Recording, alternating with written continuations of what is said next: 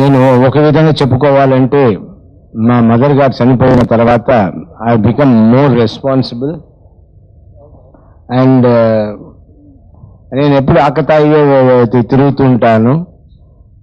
అందు నుంచి ఇప్పుడు తగ్గించుకోవడం జరుగుతుంది, లైఫ్ని అర్థం చేసుకోవడం జరుగుతుంది. ఓ లైఫ్లో నాకు భయం కూడా పుట్టింది. అండ్ నేను ముందు నుంచే నేను మీ అందరికి చెప్తున్నవాని నాకు ఎవరి ఎనిమీసో లేదు పడని వాళ్ళని ఎవరు ఉండకూడదు అని నేను చెప్తూ ఉంటాను. అలాగా నాకు చిరంజీవి గారు ఆయన పార్టీ పెట్టిన సమయం నుంచి కొన్ని విషయాలు జరిగిన దాని వల్ల నుంచి నాకు ఆయనకి మాటలు లేకుండా ఉండింది.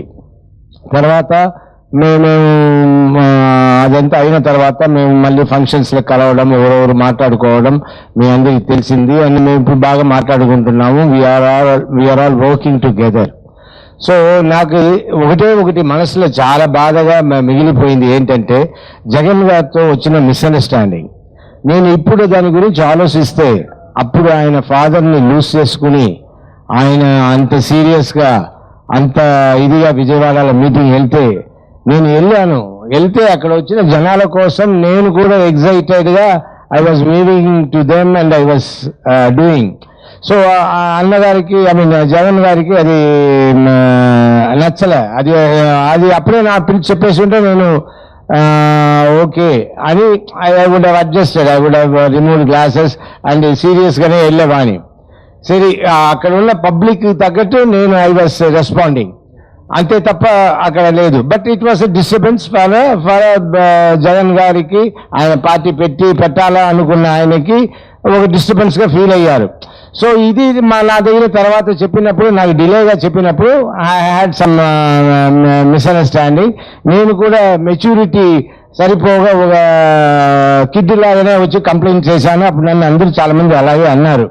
సరే ఇది జరిగిందండి. బట్ అప్పటి నుంచి I want to come and meet him and tell him, Jagan గారు జరిగి మన ఇద్దరు మర్చిపోతాం, let us be good friends అని.